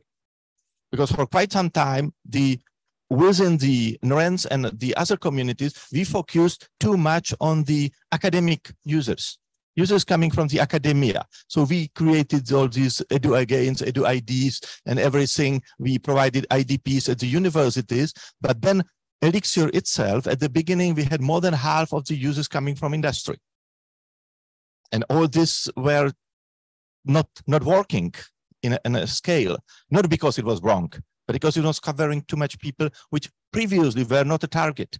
And then and this was just a very, very easy to explain example of where these community AIs, it's extremely important that they are part of the process when the, say, next generation of the ARC blueprint will be delivered, because they are coming with the requirements which may not be seen, say, from within just the academic environment. They may be completely neglected, but for the research infrastructures, this may be a point of no-go. And this is, I would say, the most important or two most important things, that we have to collaborate, and we have to hear the collaborations like large research infrastructures who have requests which goes beyond what we are usually thinking just sitting within the academia. And the second, we have to find ways how things like this core AI platform, which is fantastic, and I think 80% of all the users will use it as is, but how it also supports the innovation for the remaining 20% who are actually pushing the thing and the envelope ahead. And it will not always be just Jan pushing the envelope. The Jan have to work with the, has to work with the other communities, in our case, especially the large research infrastructures. And we have to find a way how to reuse as much as possible from that, while being able to do really innovative work on top of that.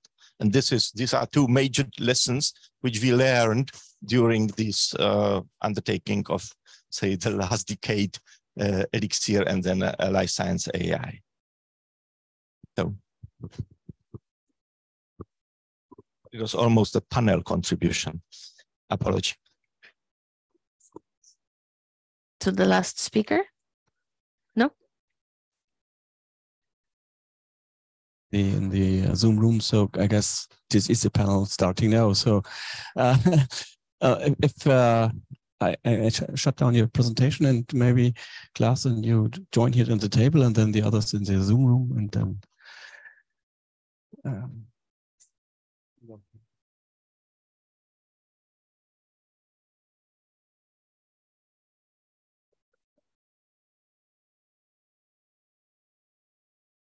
so are there any questions for the panel?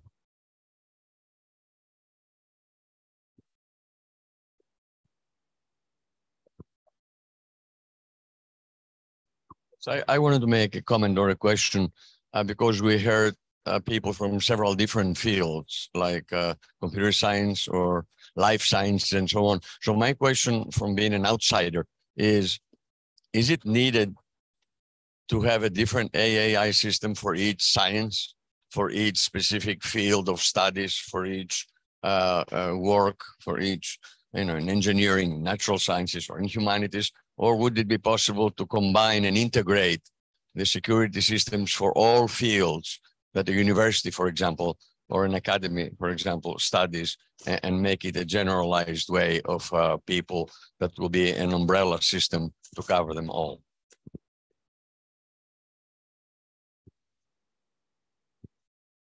I think the short answer is yes, there needs to be a different system. We're talking but slightly more expanded. I think it is very useful to make them interoperable. It is very useful to adopt the same standards. But in the end, it's about access to your resources, and only you as the owner of the resources can say who gets access. And it's a well understood and agreed upon principle that you want to have that decision as close as possible to where the resources sit.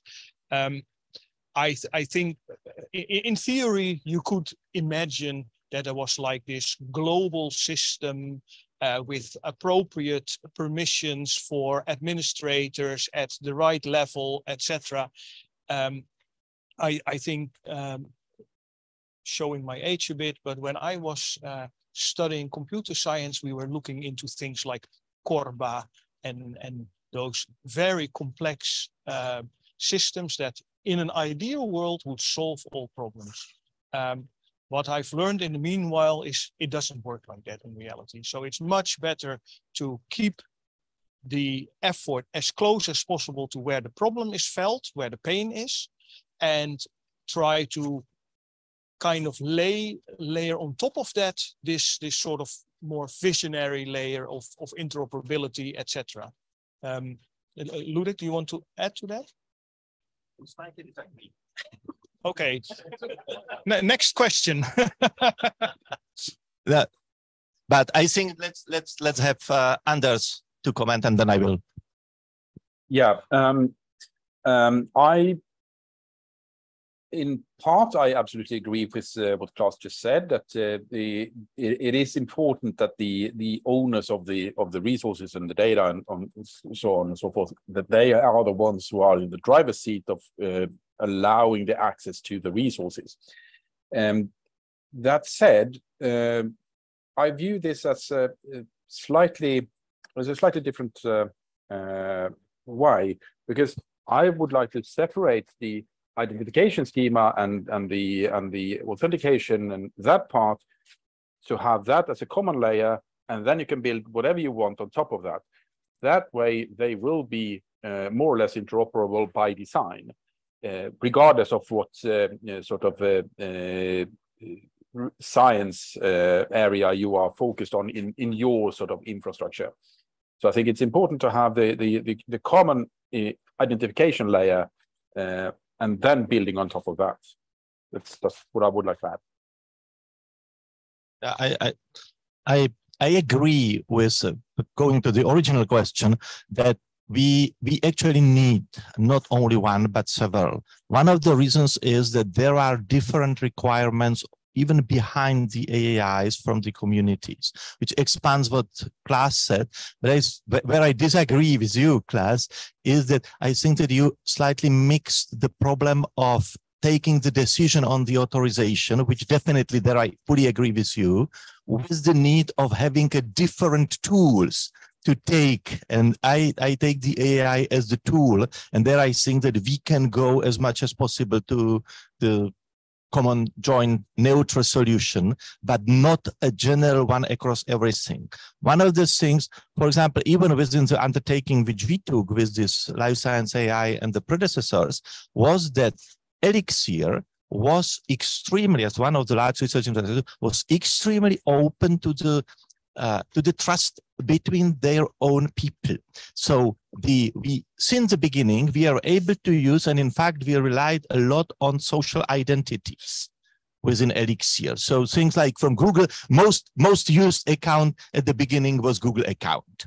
And everyone trusted that if I say this is my Google account and send the ID through email, that everybody trusted that it's really mine and no bandwidth. The BBMRI took a completely different approach. And for them, the proper identity vetting was a key thing.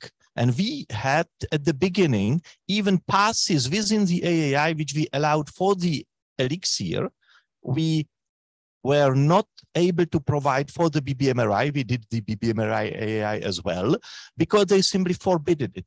And if we would like to have a common, it took these years. For the LSAI, we found a solution, but the years before, it would just stale the progress, because we would not be able to provide a common solution, say 10 years ago, which would be accepted by Elixir and BBMRI, because at that time they needed much better, the communities, to understand what we are speaking about. So at that time, it was much better to have two separate stars, even if the technology was exactly the same, but some things were, say, exposed to the users in a different, and also to the services in different ways. And in parallel, we took time to get to the better understanding what the identity vetting means, and that even within one AAI, we can provide an information whether a person came from this social identity ID or from some IDP or even from EID, and then the service can decide that if it's coming from the social, with the social identity ID as a primary way of the vetting, they will not accept it. The authorization will fail. But it took these years, and I think that this is an important aspect, that it makes sense to build, say, AIs around communities which share the same command, and then move forward instead of trying to resolve all these issues, because in many cases, the people don't understand what you are speaking about. And they need their own experience, they need years, it needs evolution to get there. So, and I think that we will always have these differences in views, and this is fine. This is the research environment. And that's, from my perspective, it's really important to actually have this federated architecture, which is now the blueprint for the EOSC AI, which actually allows us to use this with, and there again, slight misagreement with Klaas, that I think that we should push these standards. Not to just say, oh, it would be nice if you use them, that we should be a little bit more active in pushing and saying, you have to use these standards. That's, but I know that Jan was always very polite in this aspect.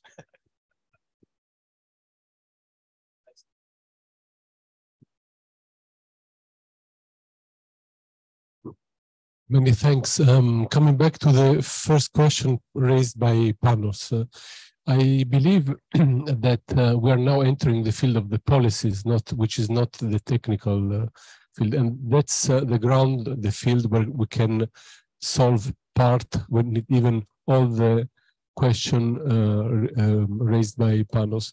When we enter the field of the policies, then the technical part has to fulfill what the policies has decided.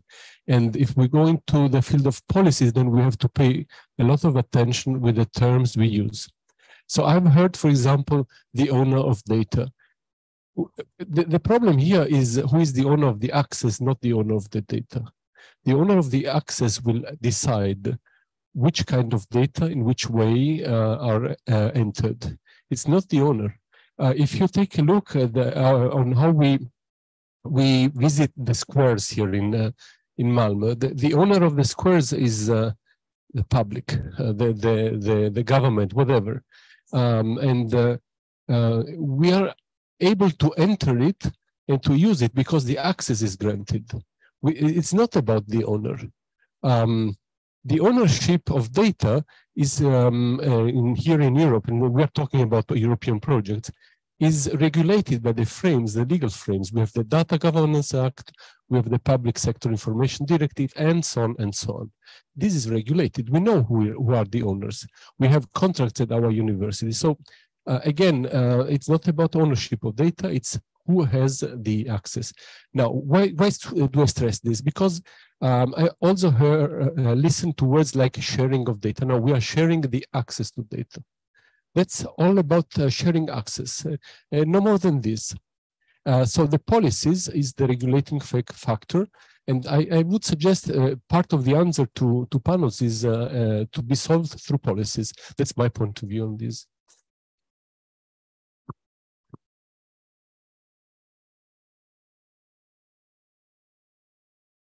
I mean, I'm not sure how to look at this. I mean, in the first 2 days of this week, in fact, I was on a seminar in Brussels, which was exactly dedicated to dealing with the sensitive human, especially human data. And naturally, the part of the access and the ownership and the legislative behind that was key for this seminar. I think that we should not be slaves to the legislation. We have to be partners as well, because we have also sometimes to tell the legislative people what's possible. Because then, and also one of the things from the seminar was that we have, as a community, the researchers, regardless whether we are on this policy or on the technical part, we have to stress that any regulation in our area must also support science, that the regulations which stays in front of the science will be simply bypassed, which mean that it will become much less secure than what we would like to actually achieve. And that's something which we don't want to actually get. And the other part, I'm not sure. I think we would need a much longer discussion about the access and the ownership, because one thing which we came with was that we need to, where I fully agree is, and that was also the part of the seminar, we have to become much more clear with the language.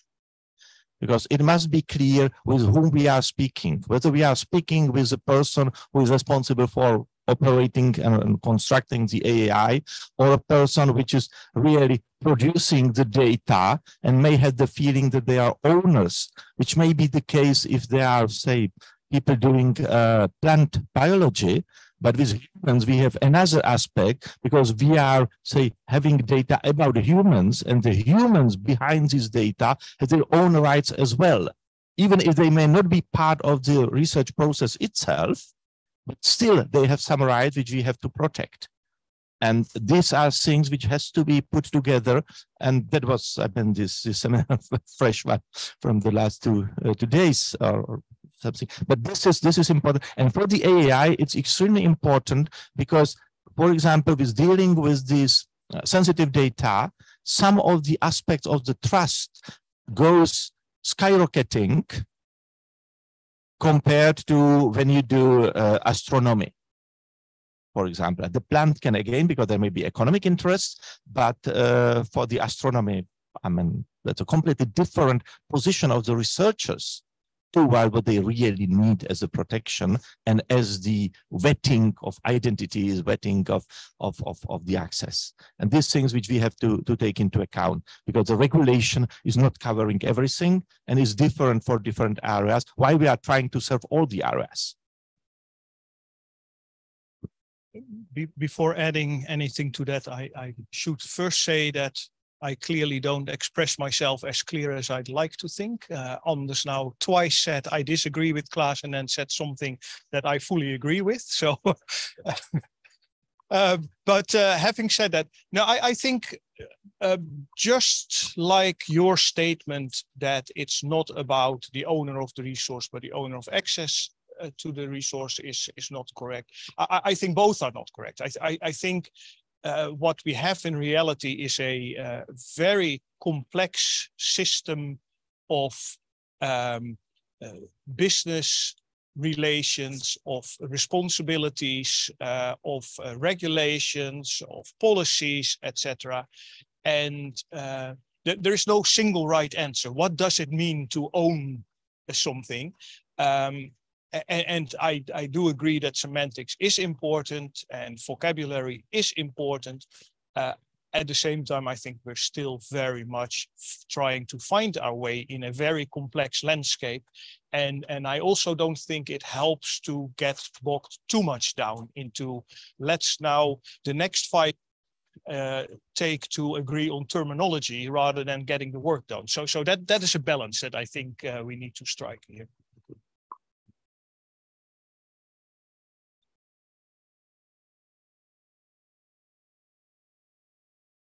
So Anders, you have raised your hand.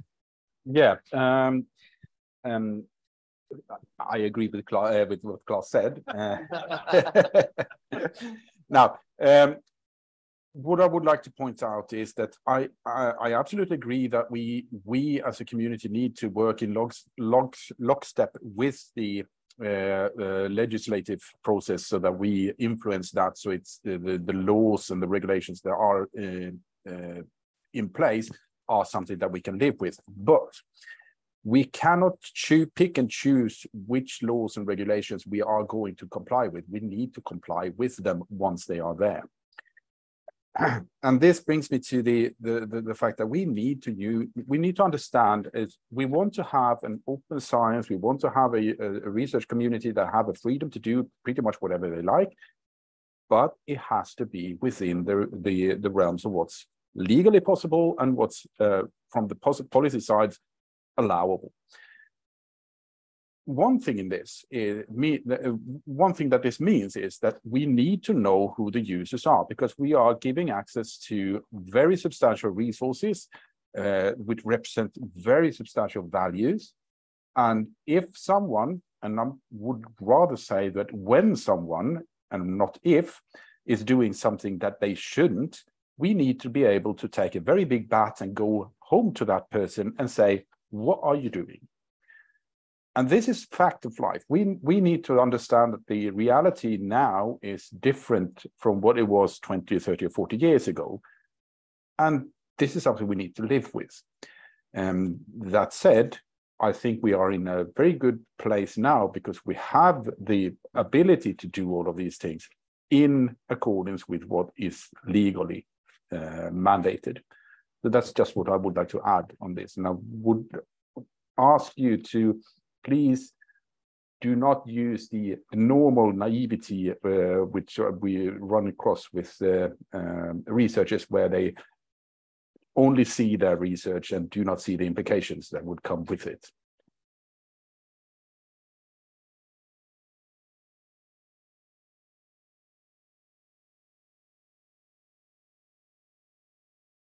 Yeah, question. When Klaus presented the core AAI layer, right, as the layer for both e-infrastructures as also research infrastructures, adding on it, what's the status of that? Is that indeed the common architectural design that Elixir or EGI or HPC is looking at? Because that will bring a lot together. Because that's certainly the intention I heard from your words, but I was wondering what the status of that is.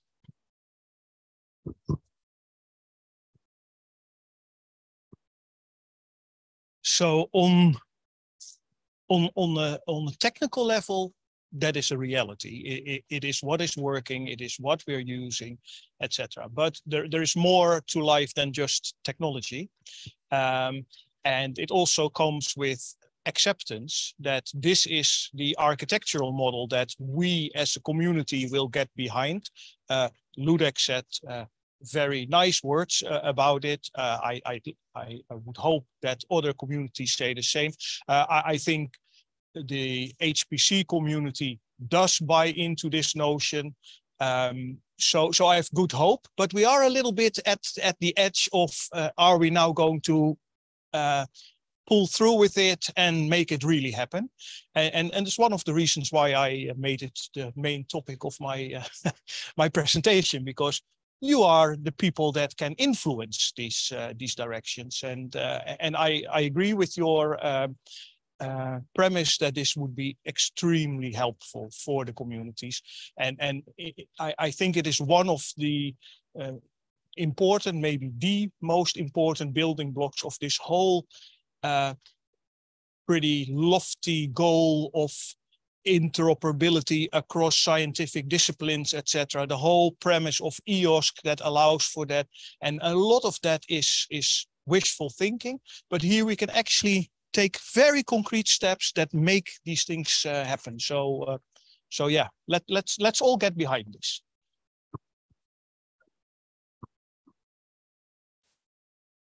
Here I fully agree with Klaus. In fact, we are trying to get on the same common. The only thing which we see which needs to be properly resolved, I mean, the only thing is euphemism, is actually the support for this divergent, for the heterogeneity, I would say.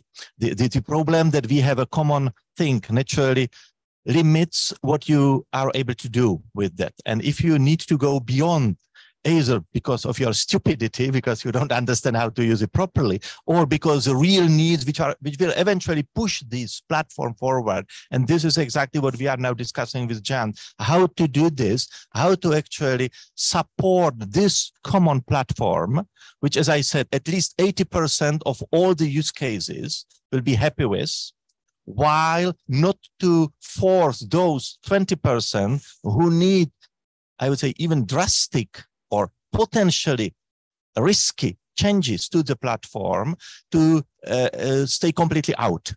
What we would like to find is a model where we are able to do both things in a way which is beneficial to everyone, because then we can have these common pieces, which we don't need to redo, reinvent, and it's costly.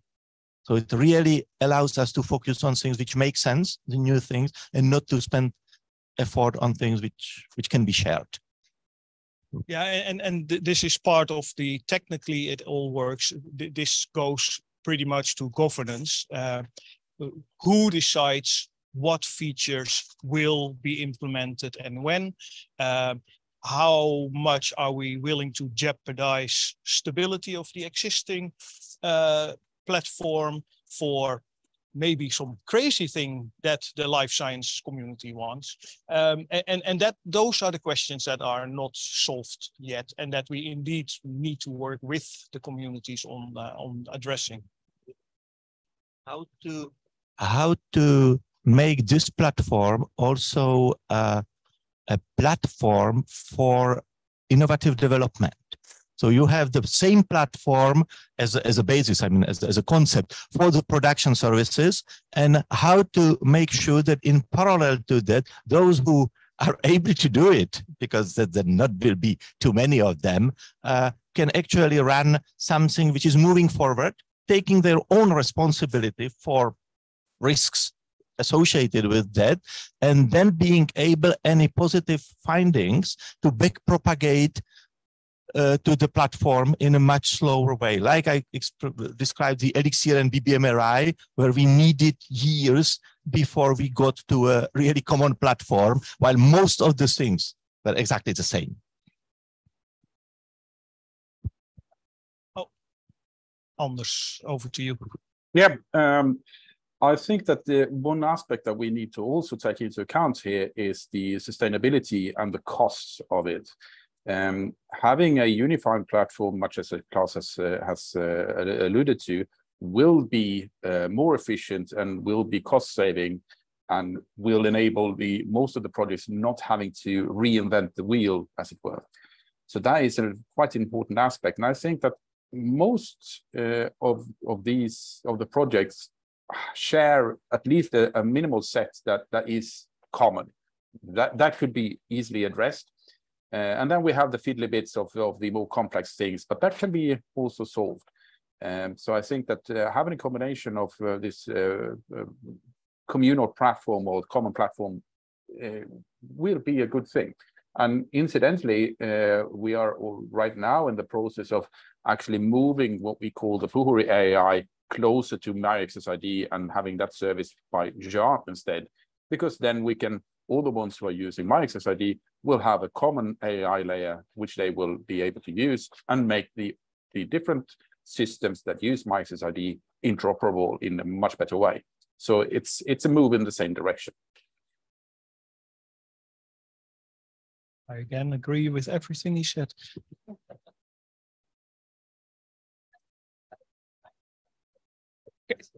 Can I make one statement, though? Very tiny one. There's one thing that Pierre said in his presentation that I do want to respond to, and that is that federating IDPs doesn't work, doesn't scale. That argument reminds me a little bit of this scientific description of that proves that the bumblebee cannot fly, and still they do.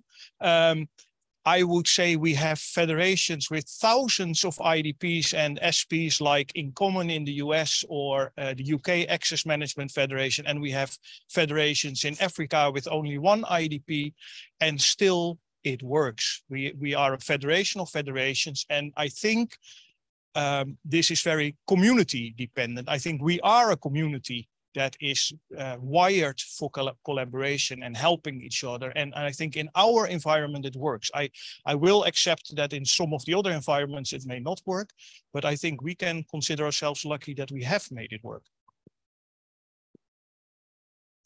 You too. I would just add, I fully agree with what Klaas said again, but we all like what Philip said with GaiaX, we are now within the life science also reaching to areas where the IDPs, the federations of IDPs, are not enough. And that's a completely different story. That the IDPs works excellently and they work perfectly for the research communities. But for example, when within the life science, we are starting to move to the healthcare, then the requirements are completely different. The identity vetting requirements are much stronger. The stability of the environment is much more important.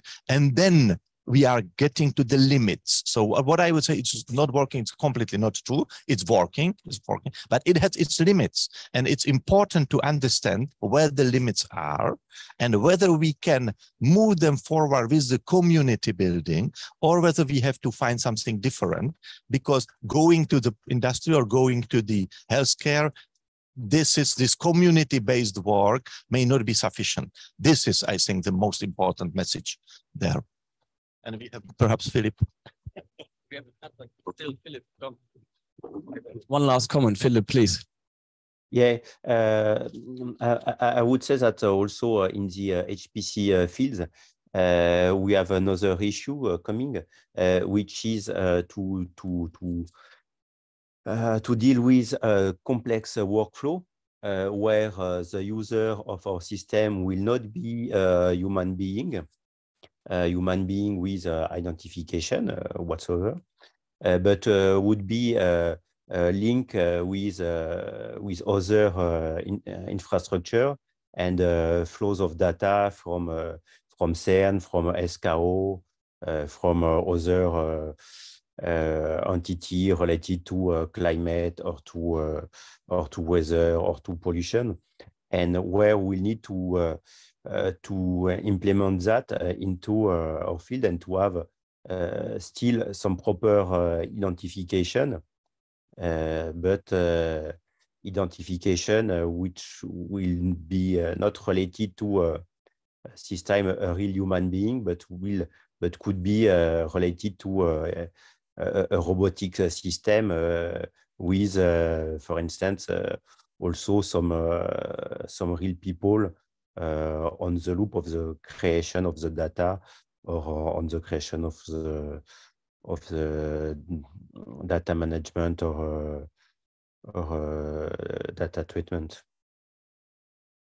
So that's just a comment, but yes, that will be also something to take into account, I think, in the future. Thank you, Philip. I think there must be a benefit to attend live sessions here. So we move the discussion to the coffee break. And yeah, I think we big applause to the speakers, and then we close the session. Thank you.